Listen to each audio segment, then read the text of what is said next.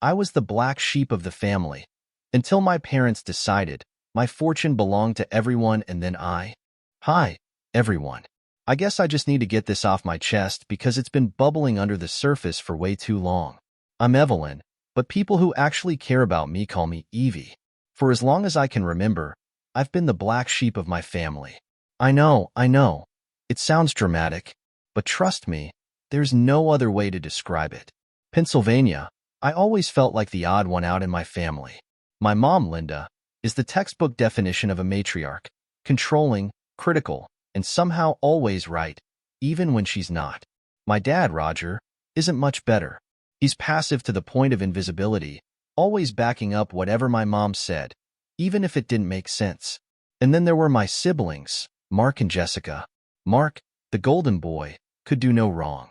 Jess, the baby, could do anything she wanted, and my parents would just laugh it off. Me? I was the problem child. I was the one who asked too many questions, had unrealistic dreams, and apparently too much independence for my own good. My family's favorite pastime seemed to be pointing out everything I was doing wrong, from the clothes I wore to the friends I chose. But the worst part was how normal it felt for them to treat me like that. It was like I'd been cast as the villain in a play I didn't even audition for. There's this one memory that still stings. I was 13 and had spent weeks painting this mural on my bedroom wall. It was a mix of stars and abstract patterns, something that, at the time, felt like my soul spilled out onto the wall. My mom saw it and said, "Well, I guess we'll have to repaint this mess when you grow out of your little artist phase." Mark laughed. Jessica asked why I didn't just buy some posters like a normal kid. I wanted to cry, but instead, I said, "It's not a phase." My mom just sighed and walked away, like I wasn't worth arguing with. High school was worse. Mark was a football star. Jess was on the cheerleading squad. I was in the art club and worked part-time at a diner. My parents came to every one of Mark's games, threw him parties, and bragged about him to the neighbors. Jess got a new car for her 16th birthday, even though I'd been saving for years to buy my own. Meanwhile, I was lucky if they remembered to ask about my day. By the time I graduated, I knew I had to get out. My family's indifference had turned into outright hostility when I told them I wasn't going to college right away. I wanted to move to the city and figure out what I wanted, but to them, it was just another example of me wasting my potential. "You'll come crawling back," my mom said the night before I left. "And don't expect us to bail you out when you do." I didn't look back. Moving to Philadelphia was terrifying, but for the first time, I felt free. I crashed on couches, worked odd jobs, and eventually found stability as a waitress at this hole-in-the-wall diner. That's where I met Rachel. She was this loud, unapologetic bartender who could make anyone laugh. Rachel became my first real friend, the kind who saw me for who I was and actually liked me for it. For years, my family was just a ghost in the background of my life. I'd call on holidays out of obligation, and the conversations were always short and shallow. If they ever missed me, they didn't show it. But I was okay with that. I was building something of my own, even if it wasn't glamorous. Then, in my late 20s, things started to shift. I found my footing in the event planning world, thanks to a random gig I got through Rachel's friend. I poured everything into it. Long nights, tight budgets, and so much caffeine I thought my heart would explode. Eventually, I partnered with Nathan, who had a knack for logistics that balanced out my creative chaos. Together, we built a business that actually made money, a lot of it. But here's where things get weird. The moment my business started taking off, my family suddenly remembered I existed. It started with small things. A congratulatory text from Jess after she saw a photo of one of my events on Instagram. A voicemail from my mom saying she was proud of me for finally doing something with my life.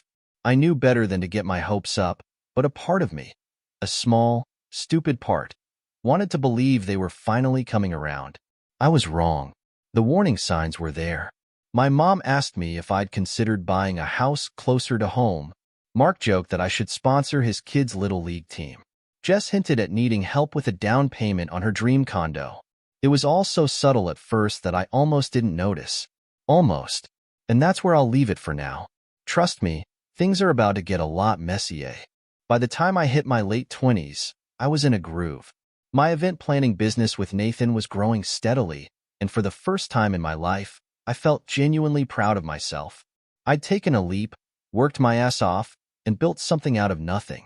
Rachel always joked that I'd somehow become a functional adult, which was her way of saying she didn't know how I pulled it off. Nathan and I made a great team. He was the numbers guy, the spreadsheet wizard who could turn chaos into order. I handled the creative side, designing unforgettable events that people couldn't stop talking about. We'd started small, organizing birthday parties and local charity galas, but word spread fast. Within a couple of years, we were doing high-profile weddings and corporate events for big-name clients. The money was good, better than I'd ever imagined, and for once, I didn't have to worry about making rent or skimping on groceries. That's when my family came sniffing around. At first, I thought I was imagining it. Jess started texting more often, asking about my business and complimenting my Instagram posts. Mark called me one afternoon, something he hadn't done in years, to catch up. He spent most of the conversation bragging about his job as a regional manager at some company I didn't care about, but he slipped in a few questions about my income. Then there was my mom. She began leaving voicemails about how she missed me and wished I'd visit more often. It was surreal, hearing her voice dripping with fake sweetness after years of icy indifference. I didn't trust it. Why would I? These were the same people who laughed at me, dismissed me, and practically pushed me out of the family. Still, there was a part of me, a stupid, naive part, that hoped maybe they'd changed. Maybe they'd finally seen me as more than a disappointment. So, against my better judgment, I let them back in, just a little. I agreed to meet up with Jess for lunch one day when she happened to be in Philly. She gushed about how proud she was of me, how she always knew I'd do something amazing. It felt nice, even if it rang hollow. But then she started complaining about how expensive her rent was and how she and her boyfriend were saving for a condo. She didn't outright ask me for anything, but the implication was there. I brushed it off, told her I wasn't in a position to help. Her smile faltered, and the conversation shifted to awkward small talk until we said our goodbyes. I tried to put it out of my mind, but the pattern continued. My mom called one evening to tell me how proud she was of my success, then segued into a rant about how my dad's medical bills were piling up. Mark sent me a message on Facebook, out of the blue, saying he wanted to talk business opportunities. Even my dad, who rarely spoke to me at all, called to suggest I buy a nice family vacation home that we could all use. It was exhausting. I started avoiding their calls, replying to texts with vague responses, and shutting down any conversation that hinted at money. But they were persistent. Every interaction felt like a test, a careful dance where they tried to coax something out of me without being too obvious. I wasn't stupid. I knew what they were doing. But the guilt started creeping in, a voice in the back of my head whispering that maybe I owed them something. Then, the breaking point came. It was my mom's birthday, and I'd been guilt-tripped into driving home for her party. Nathan told me I didn't have to go, that I could set boundaries, but I felt like I had to.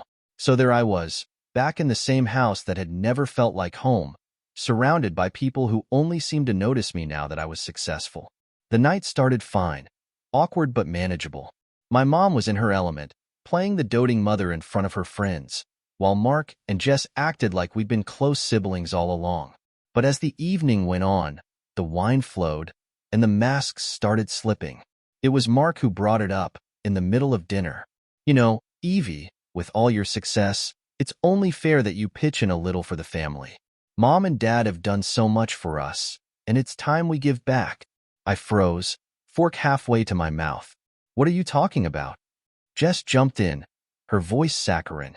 He's just saying that with your income, it wouldn't hurt to help out a little.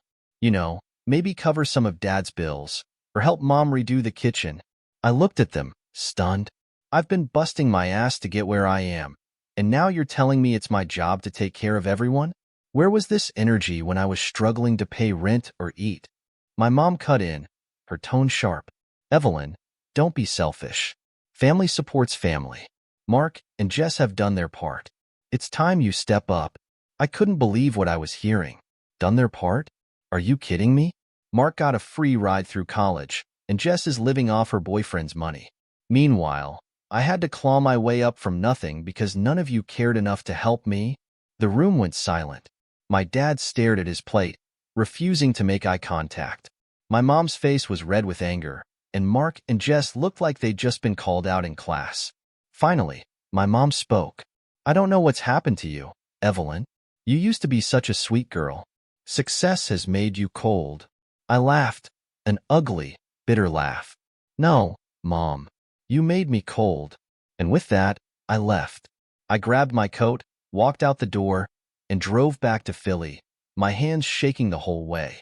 That night, I decided I was done. Done with their guilt trips, their manipulations, and their toxic entitlement. If they wanted my money, they'd have to find another sucker.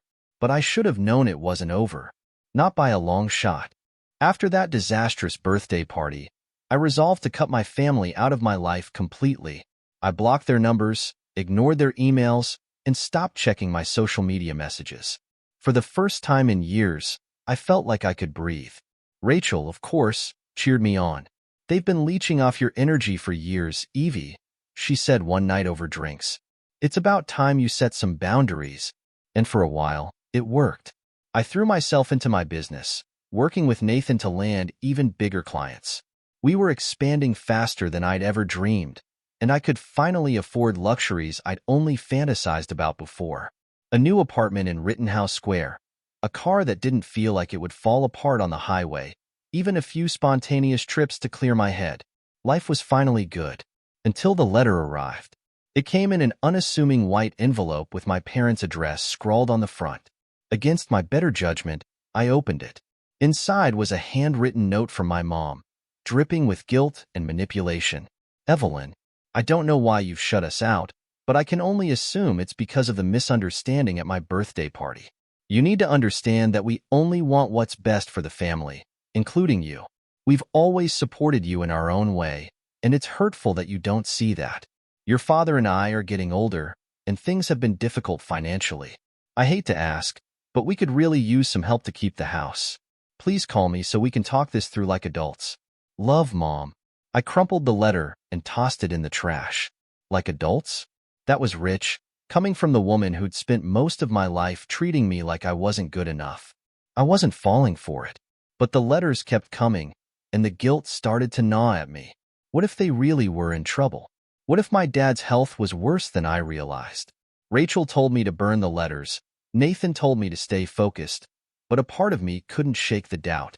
Then came the bombshell. It was a Saturday morning, and I was at my favorite cafe when my phone buzzed with a message from an unknown number. Normally, I would have ignored it, but curiosity got the better of me. The message read, "Evie, it's Jess. We need to talk. It's important." I stared at the screen, torn between deleting the message and replying. Against my better judgment, I texted back, "What do you want?" Her response came quickly. "Meet me at the diner on 5th, noon. It's about Mom and Dad." I showed the message to Rachel, who immediately frowned. "Don't go," she said. "You know it's a trap." "I know," I replied, "but if I don't, it's just going to haunt me." So, I went. Jess was already there when I arrived, sipping a latte and looking annoyingly put together. She smiled when she saw me, but it didn't reach her eyes. "Evie," she said, standing up to hug me. I didn't return the gesture. "What do you want, Jess?" I asked, sitting down across from her.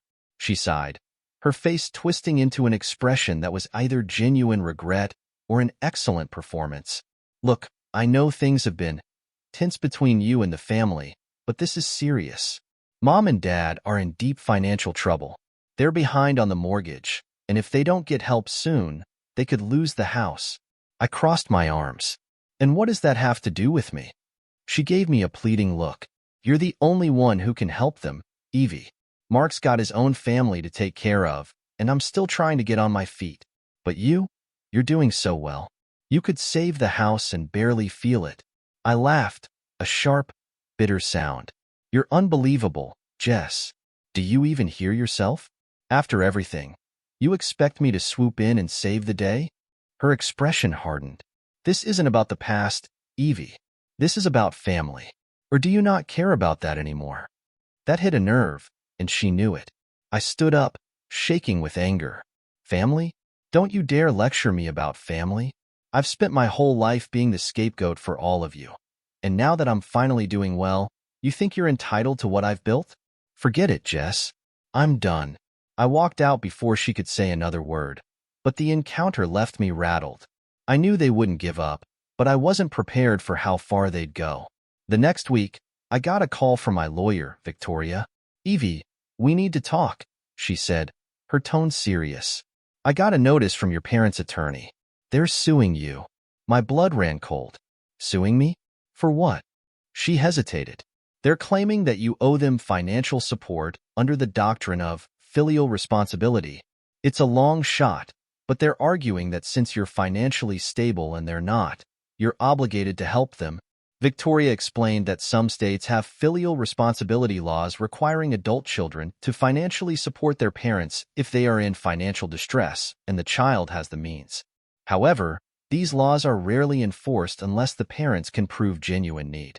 Given my parents' spending habits and their history of living beyond their means, Victoria was confident we could argue that their situation wasn't the result of unavoidable hardship, but reckless choices. I couldn't believe what I was hearing. "That's insane. They can't do that." "They can try," Victoria said grimly. "But don't worry, we'll fight this. Just be prepared. This could get ugly." Ugly didn't even begin to describe it. Over the next few weeks, I learned just how low my family was willing to go. They painted me as a heartless daughter who'd abandoned her aging parents in their time of need. Jess and Mark submitted affidavits detailing all the ways I'd supposedly taken advantage of the family over the years. The lies were outrageous, but they didn't care. They just wanted to break me. And for a moment, it almost worked. But then Rachel reminded me of something. I'd spent my whole life fighting for myself. I wasn't about to let them take me down now. So, I fought back. And as I dug deeper, I uncovered something that changed everything. A secret my family never wanted me to know. The lawsuit turned my world upside down. I was furious, humiliated, and, if I'm honest, terrified.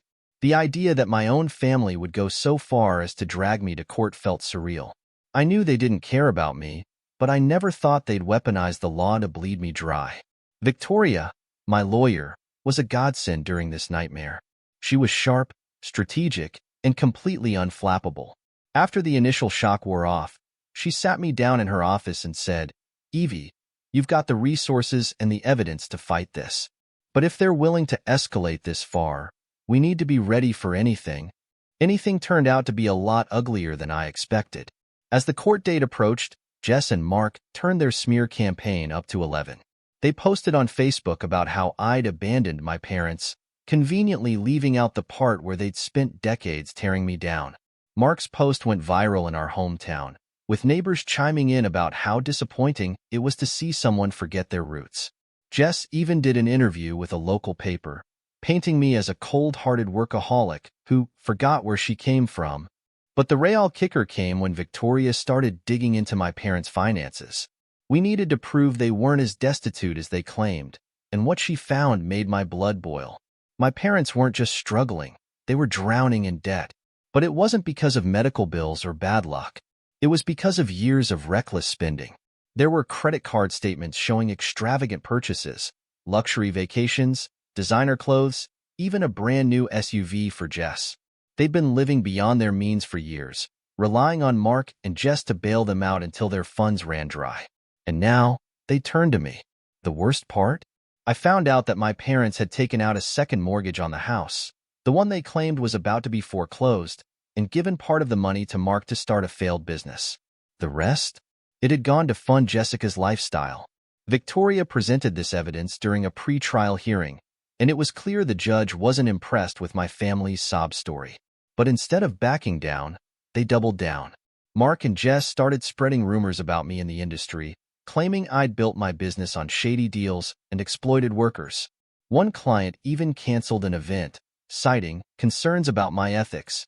It was a low blow, and it stung, but Nathan and Rachel rallied around me. Nathan went full damage control mode, reaching out to clients and reassuring them of our integrity. Rachel, true to form, suggested we host a tell-all party to spill the tea on my family's lies. I almost considered it. But the real turning point came when Victoria uncovered something that turned the entire case on its head. One afternoon, she called me into her office, looking more energized than I'd ever seen her. "Evie, you're not going to believe this," she said, sliding a folder across her desk. Inside was a series of documents, emails, bank statements, and even a recorded phone call. The joint account had been opened years ago when I first started my business. My dad had offered to help me manage the paperwork, and I naively trusted him with access. I'd forgotten about the account entirely once Nathan and I set up dedicated business accounts, assuming it had been closed.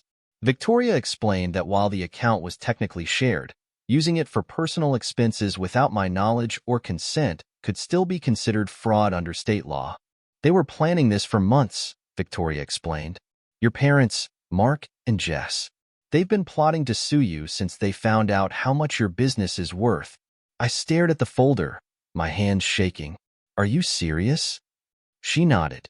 "They've been keeping tabs on you, gathering anything they could use against you. But here's the kicker. They explicitly discussed using the lawsuit as leverage to pressure you into a settlement." She played the recording, and there it was. My mother's voice, cold and calculating. "Evelyn won't want the publicity. She'll settle to make this go away. All we have to do is push hard enough."